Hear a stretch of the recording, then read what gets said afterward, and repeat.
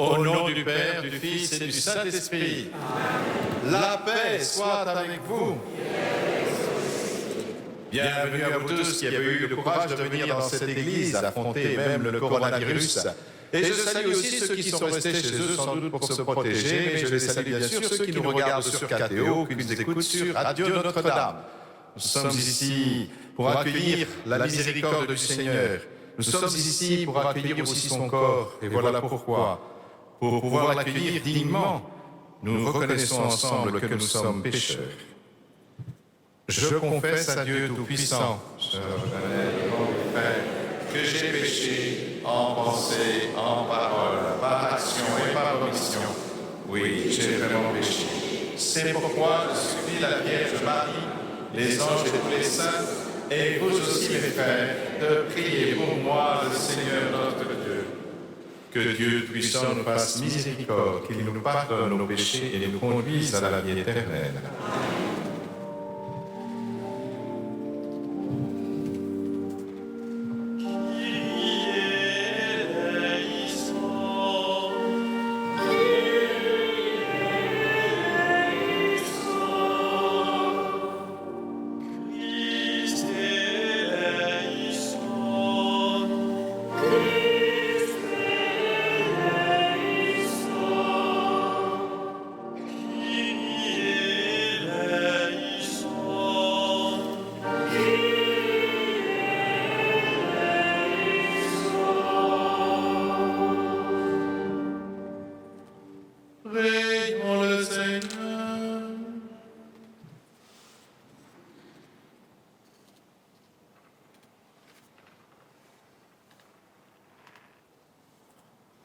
Tu nous as dit, Seigneur, d'écouter ton Fils bien-aimé.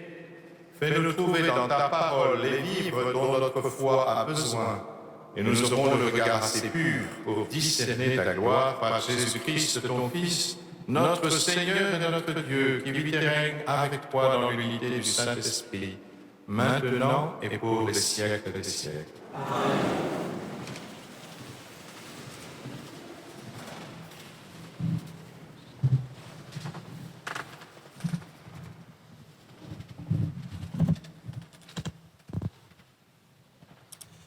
Lecture du livre de la Genèse. En ces jours-là, le Seigneur dit à Abraham, « Quitte ton pays, ta parenté et la maison de ton père, et va vers le pays que je te montrerai. Je ferai de toi une grande nation.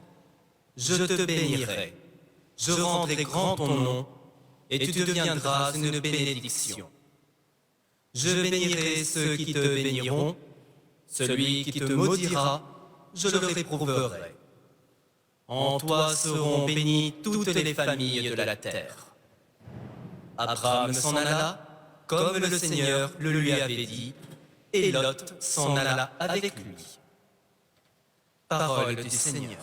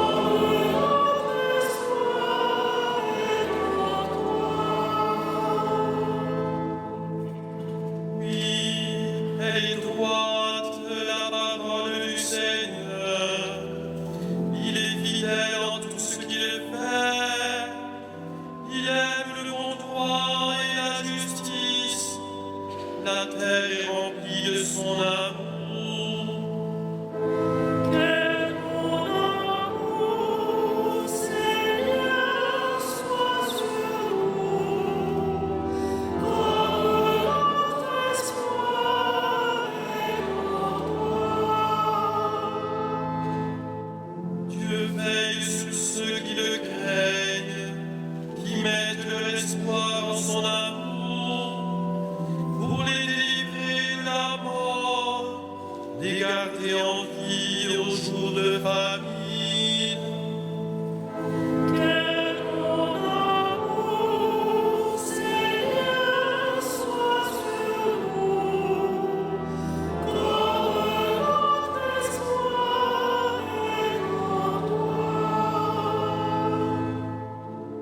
attendons notre vie du Seigneur.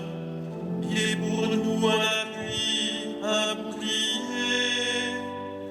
Que ton amour, Seigneur, soit sur nous, comme notre espoir est en toi.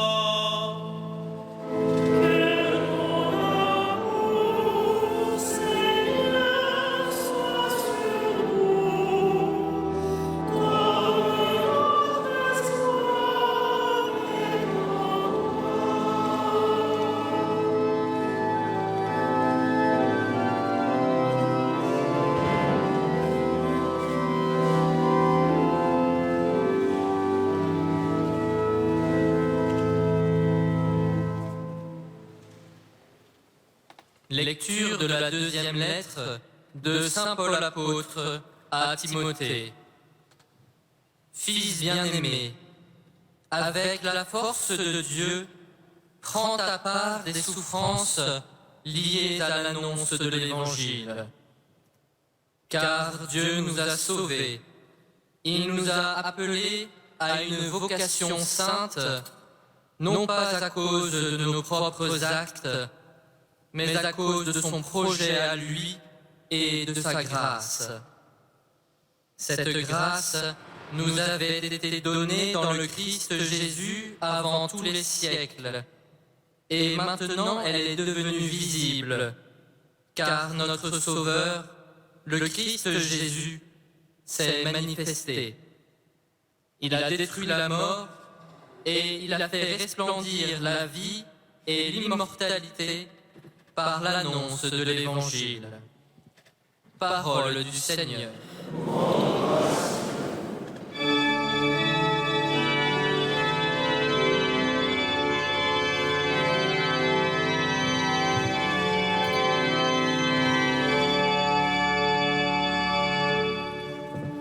Gloire au Christ, parole éternelle du Dieu vivant. Gloire à toi, Seigneur. Gloire au Christ, parole éternelle du Dieu vivant. Gloire à toi, Seigneur. La vitesse, la voix du Dieu entendit, celui-ci est mon fils bien-aimé, écoutez-le. Gloire au Christ, parole éternelle du Dieu vivant. Gloire à toi, Seigneur.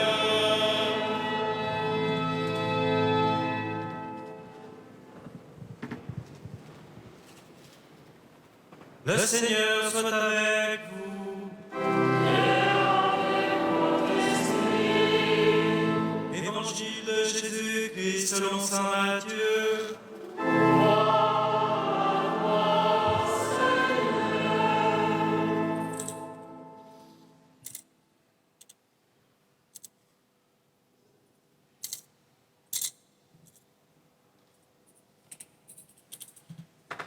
En ce temps-là, Jésus prit avec lui Pierre, Jacques et Jean son frère, et il les emmena à l'écart sur une haute montagne. Il fut transfiguré devant eux. Son visage devint brillant comme le soleil, et ses vêtements blancs comme la lumière. Voici que leur apparurent Moïse et Élie, qui s'entretenaient avec lui. Pierre alors prit la parole et dit à Jésus, « Seigneur, il est bon que nous soyons ici. Si tu le veux, je vais dresser ici 3 tentes, une pour toi, une pour Moïse et une pour Élie. » Il parlait encore lorsqu'une nuée lumineuse les couvrit de son ombre. Et voici que de la nuée, une voix disait, « Celui-ci est mon Fils bien-aimé, en qui je trouve ma joie, écoutez-le. » Quand ils entendirent cela, les disciples tombèrent face contre terre et furent saisis d'une grande crainte. Jésus s'approcha, les toucha et leur dit, « Relevez-vous et soyez sans crainte. » Levant les yeux, ils ne virent plus personne sinon lui, Jésus, seul. En descendant de la montagne, Jésus leur donna cet ordre. Ne parlez de cette vision à personne avant que le Fils de l'homme soit ressuscité d'entre les morts. Acclamons la parole de Dieu.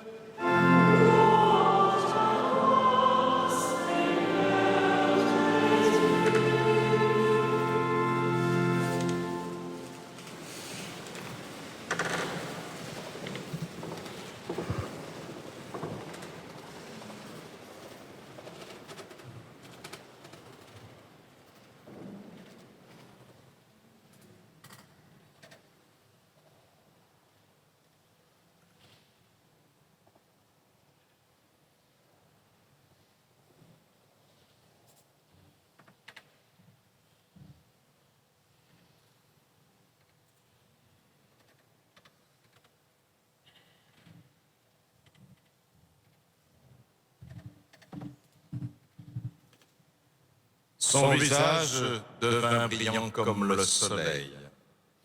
Oui, le visage du Christ rayonnait de cette présence de Dieu.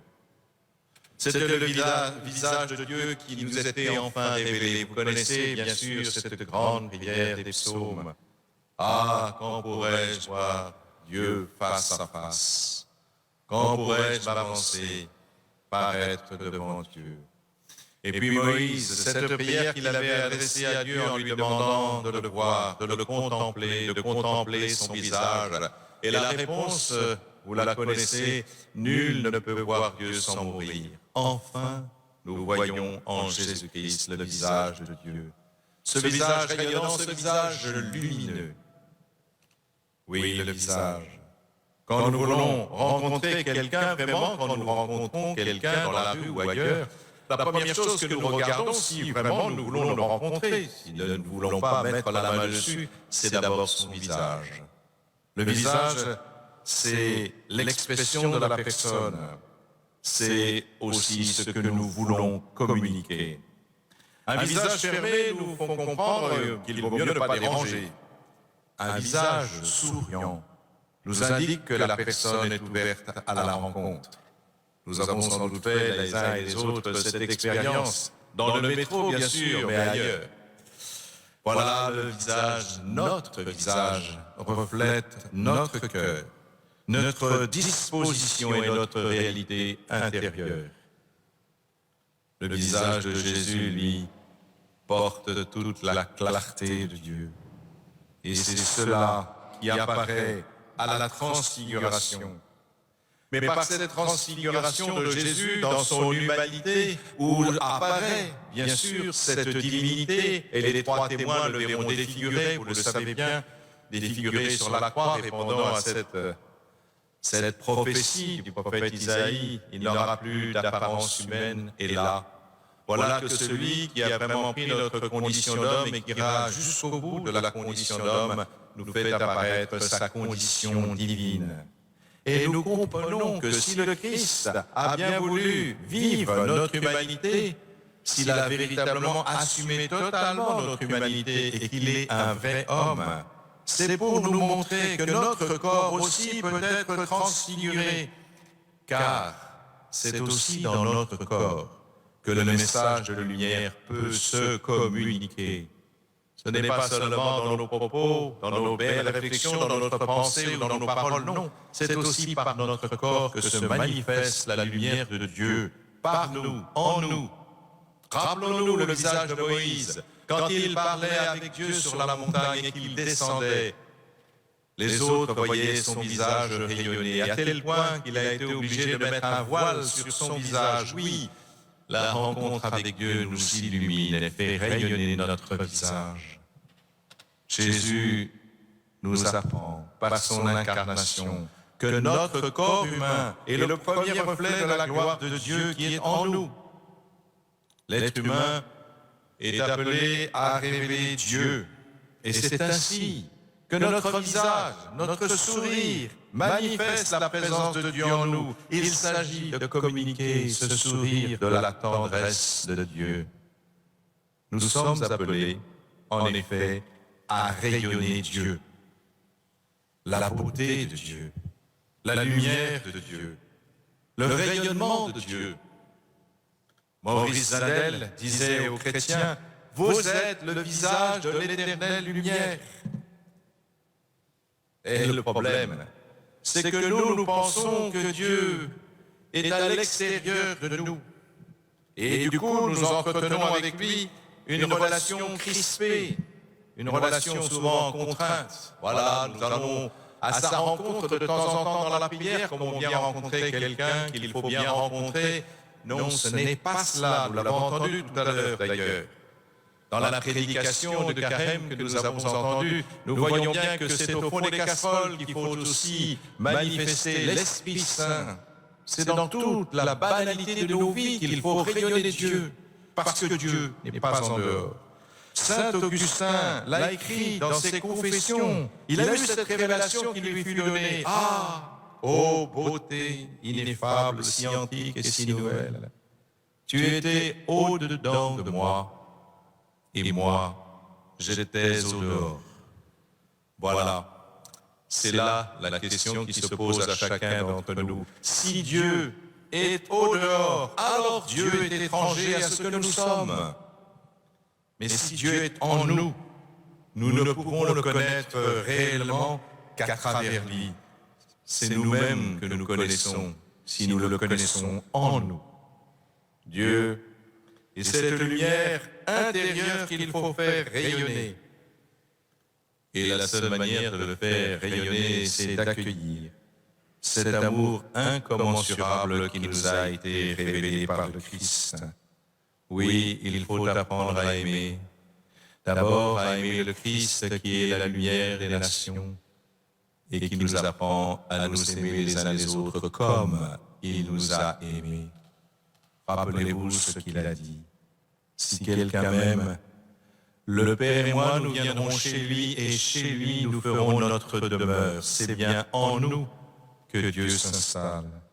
Dieu est au-dedans de nous et il convient de le laisser rayonner sur notre visage. Nos élans amoureux, nos affections naturelles, au fond, ne recherchent que cet au-dedans de nous, cette communion d'amour qui vient nous habiter. C'est elle qui est la source de nos amours et de nos tendresses. Cette source, c'est le Dieu vivant, le Dieu qui vit en nous. La voilà donc cette cathédrale qu'il faut bâtir, bien plus important que de reconstruire Notre-Dame. Si chacun d'entre vous construit cette cathédrale qui contient la présence de Dieu, la présence lumineuse de Dieu, alors tout est accompli. Il n'y a même pas besoin d'attendre 2024 pour repénétrer dans une cathédrale. En vous regardant votre visage, je pourrais contempler en vérité la présence lumineuse de Dieu. Voilà. Et puisqu'il faut rebâtir une cathédrale, eh bien, je vous demanderai de devenir le vitrail de Dieu. Le vitrail de Dieu, non pas pour laisser entrer la lumière, comme un vitrail ordinaire, mais pour laisser jaillir cette lumière du dedans, où se tient cette beauté si antique et si nouvelle. Voilà notre mission, voilà ce que la transfiguration du Christ nous révèle ce soir. Soyez des êtres transfigurés, soyez le sourire de Dieu.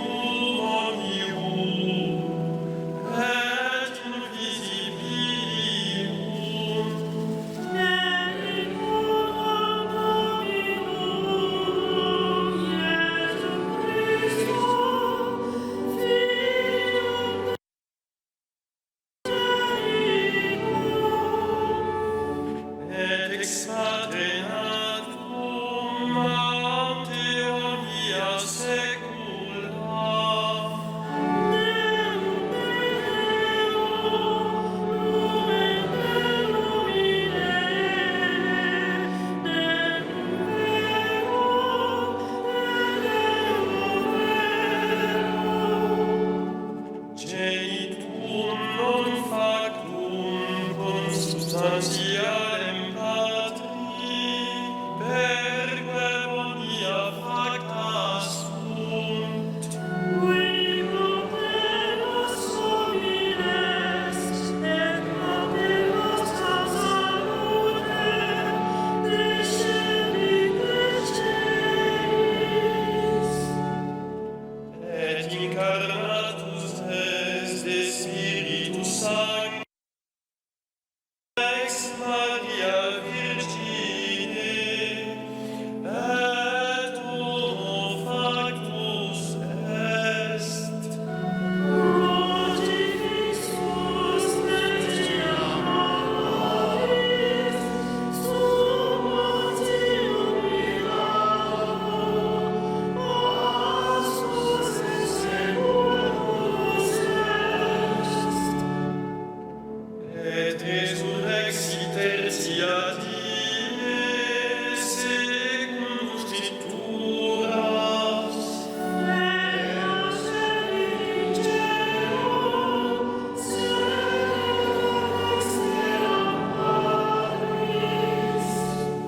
et ideum ventus est cum gloria, judicare vivos et mortuos,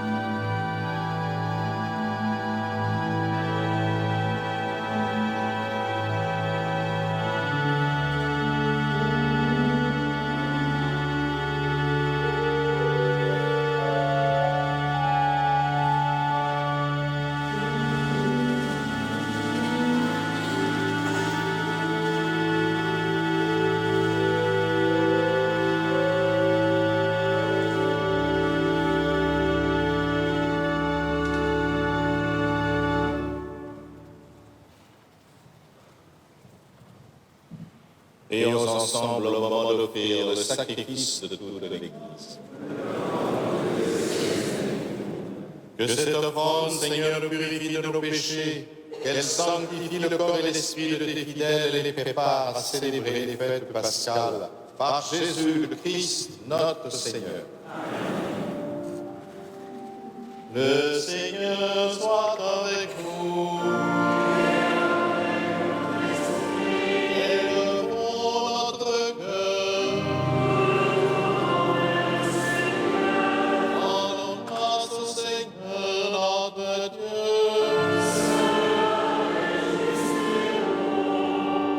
Vraiment, il est juste et bon de te rendre gloire, de t'offrir notre action de grâce toujours et en tout lieu. À toi, Père très saint, Dieu éternel et tout-puissant, par le Christ notre Seigneur. Après avoir prédit sa mort à ses disciples, il les mena sur la montagne sainte, en présence de Moïse et du prophète Élie. Il leur a manifesté sa splendeur. Il nous révélait ainsi que sa passion le conduirait à la gloire de la résurrection. C'est pourquoi, avec les anges dans le ciel, nous pouvons te bénir sur la terre et t'adorer en chantant.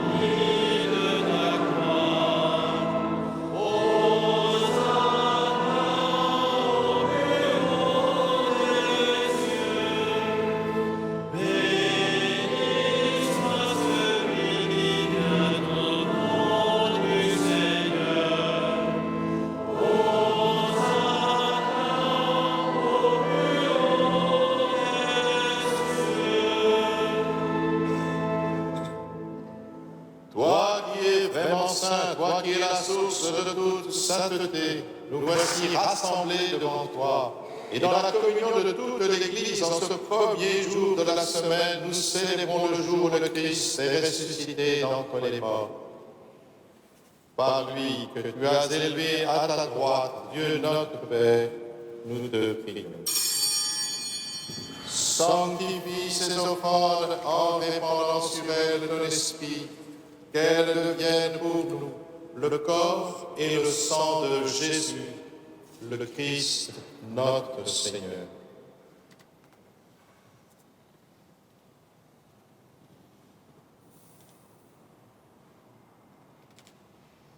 Au moment d'être livré et d'entrer librement dans sa passion, il prit le pain, il rendit grâce, il le rompit et le donna à ses disciples en disant :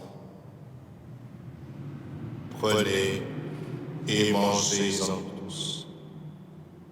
Ceci est mon corps livré pour vous.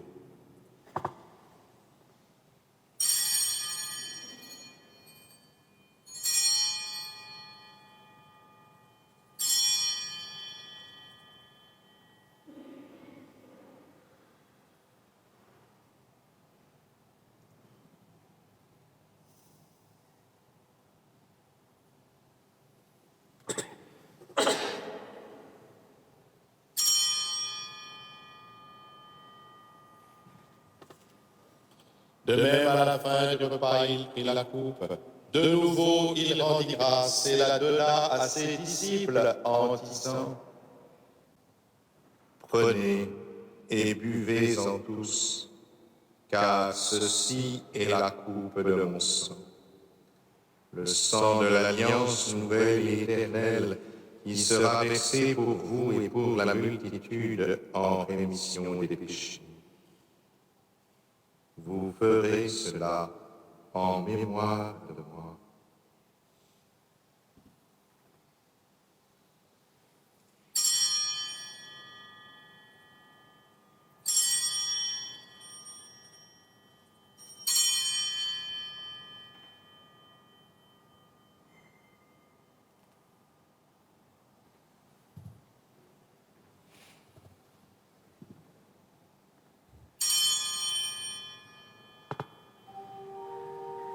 Il est grand le mystère de la foi.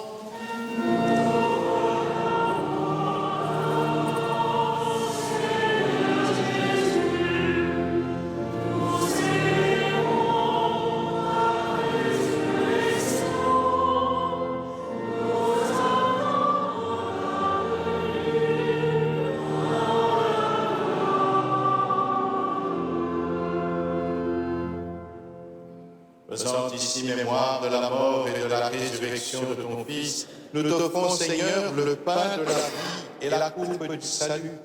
Et nous te rendons grâce, car tu nous as choisis pour servir en ta présence.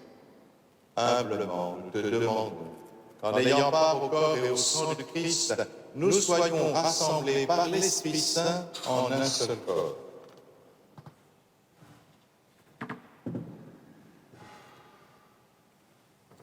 Souviens-toi, Seigneur, de ton Église, répandue à travers le monde. Fais-la grandir dans ta charité avec le pape François, notre archevêque Michel et ses auxiliaires, et tous ceux qui ont la charge de ton peuple. Souviens-toi aussi de nos frères qui se sont endormis dans l'espérance de la résurrection et de tous les hommes qui ont quitté cette vie. Reçois-les dans ta lumière auprès de toi. Sur le Dieu sans fin, nous implorons ta bonté. Permets qu'avec la Vierge Marie, la bienheureuse Mère de Dieu, Saint Joseph, son époux, avec les apôtres, Saint Germain d'Auxerre et les saints de tous les temps qui ont vécu dans ton amitié, nous ayons part à la vie éternelle et que nous chantions ta louange par Jésus-Christ, ton Fils bien-aimé.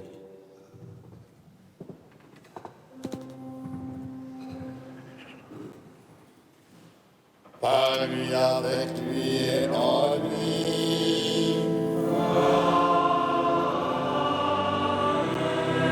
À toi, Dieu le Père puissant, dans l'unité du Saint-Esprit.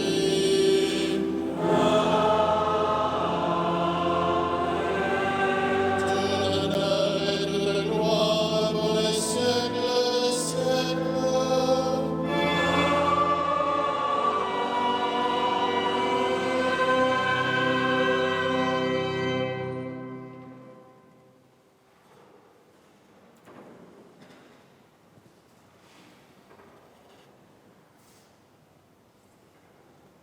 Comme nous l'avons appris du Sauveur et selon son commandement, nous osons dire: Notre Père qui es aux cieux, que ton nom soit sanctifié, que ton règne vienne, que ta volonté soit faite sur la terre comme au ciel.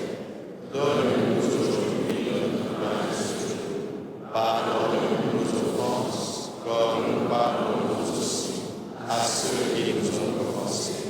Ne nous laisse pas tomber en tentation, mais délivre-nous de tout mal, Seigneur, et donne la paix à notre temps. Par ta miséricorde, libère-nous du péché. Rassure-nous devant les épreuves en cette vie où nous espérons le bonheur que tu promets et l'avènement de Jésus-Christ, notre Sauveur, car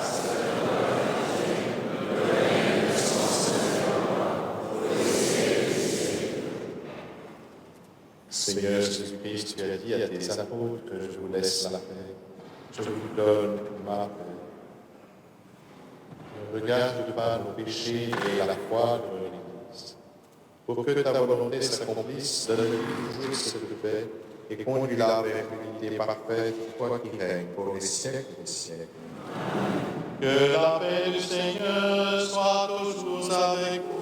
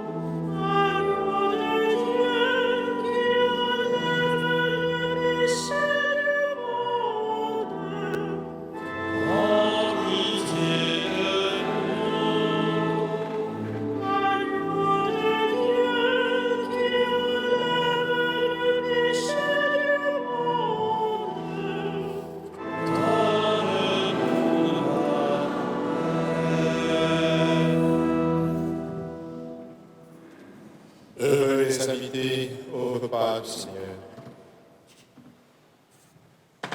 Voici l'agneau de Dieu qui enlève le péché du monde. Seigneur, cela bénis seulement les paroles du Seigneur. Le corps et le sang de Christ nous gardent pour la vie éternelle.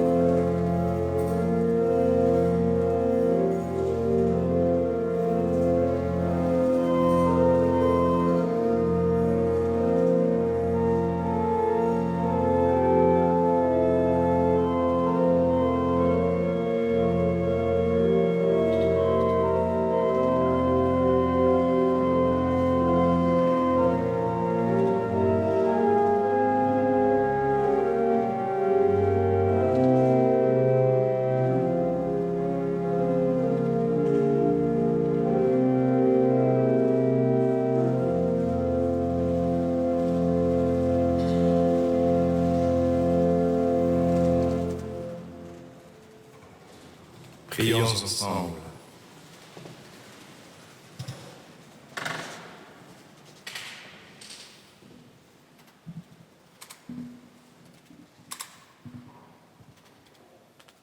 Pour avoir communié, Seigneur, au mystère de ta gloire, nous voulons te remercier.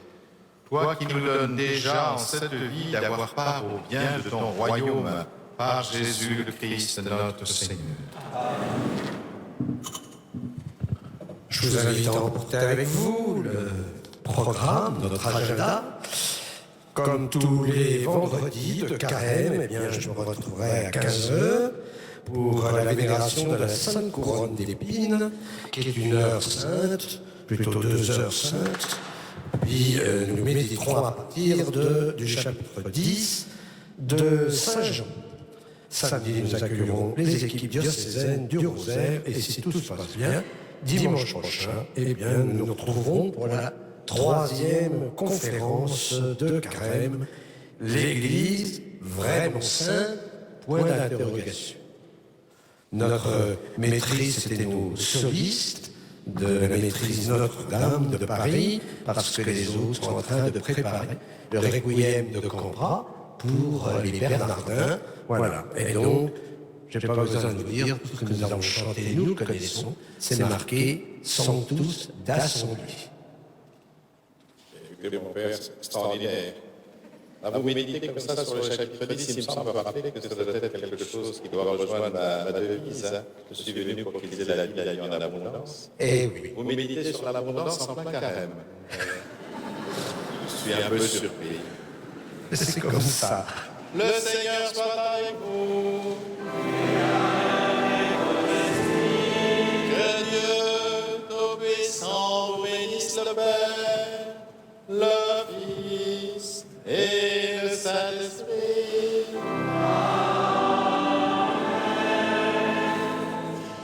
Allez dans la paix du Christ.